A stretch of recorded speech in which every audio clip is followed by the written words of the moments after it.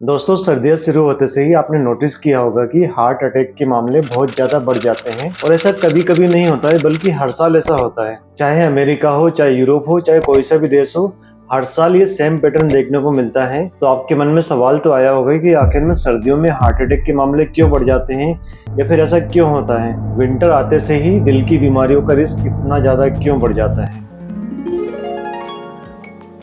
Hi everyone, मैं हूं doctor Lakhan दोगारिया। तो चलिए शुरू करते हैं। और आज हम जानते हैं कि सर्दियों में आखिर में हार्ट अटैक इतने ज़्यादा क्यों आते हैं। पिछले 5 साल के एक्सपीरियंस से मैंने यह ट्रेंड बार बार देखा है कि सर्दियां आते ही हर तरफ हार्ट अटैक की रिपोर्ट्स आने लगती है। आप अखबार उठाकर देख लीजिए, चारों तरफ देखने को मिलता है कि 20 साल का बंदा मर गया, 50 साल का मर गया, या फिर 30 साल का मर गया। और ऐसा इसलिए होता है क्योंकि सर्दियां हार्ट पेशेंट के लिए बहुत ही मुश्किल मौसम होता है। लेकिन अगर आप समझ जाएं कि असली खतरा कहाँ छुपा है, तो आप अपने हार्ट को 10 गुना ज्यादा सुरक्षित रख सकते हैं। आपने अक्सर ये लोगों को कहते हुए सुना होगा कि किसी को रात में ठंड लगी और सुबह पता चला कि उसको अटैक आ गया, या फिर कोई मॉर्निंग वॉक पर गया और पता चला कि वो वहीं पर गिर पड़ा और वहीं पर उसकी मौत हो गई। तो ऐसा आखिर सर्दियों में ही क्यों होता है? दरअसल इसका जवाब बहुत ही सिंपल 4 पॉइंट में छुपा हुआ है, जिनको समझना हर एक इंसान के लिए बहुत ही जरूरी होता है।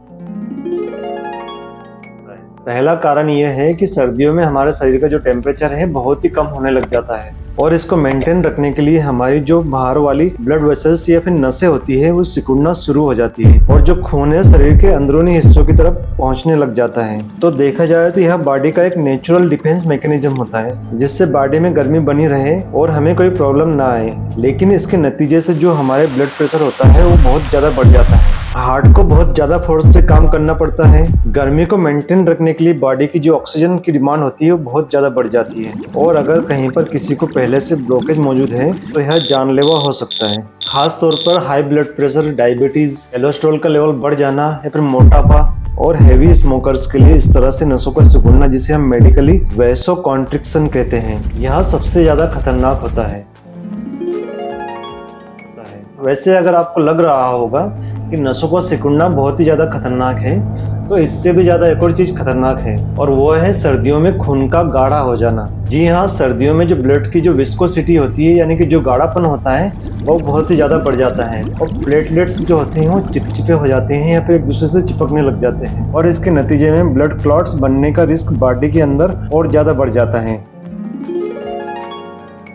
तीसरा इम्पोर्टेंट कारण है विटामिन डी की कमी। देखिए, विटामिन डी की कमी एक तो पहले से ही काफी कॉमन है हमारे इंडिया में। सर्दियों के दिनों में जब सूरज कई दिन तक बाहर नहीं निकलता है तो हम लोग भी बाहर नहीं आते हैं ठंड की वजह से, तो विटामिन डी की कमी होने लग जाती है, और इससे हमारे शरीर में इन्फ्लेमेशन और भी बढ़ जाता है। खून की नसों की जो अंदरूनी परत होती है वो बहुत कमजोर हो जाती है, कोलेस्ट्रॉल जमने लग जाता है, फ्लेक अनस्टेबल हो जाता है।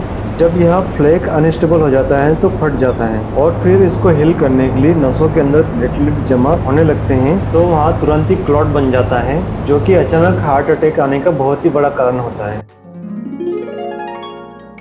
और चौथा कारण है सर्दियों के दिनों में एंजाइटी, तनाव या फिर डिप्रेशन भी बढ़ जाता है, जिसकी वजह से high heart rate, high blood pressure और अरिथमिया यानी कि इरेगुलर हार्ट बीट होना भी हो सकता है, जो कि अल्टीमेटली हार्ट की हेल्थ के लिए बहुत ही ज्यादा हानिकारक होता है। तो दोस्तों, जो फिजियोलॉजिकल कारण होते हैं वो हार्ट अटैक को सर्दियों में बढ़ा देते हैं। अगर आपका हार्ट या फिर उससे संबंधित कोई सवाल है तो आप मुझसे पूछ सकते हैं, मैं कोशिश करूंगा कि आपको उसका जवाब दे सकूं।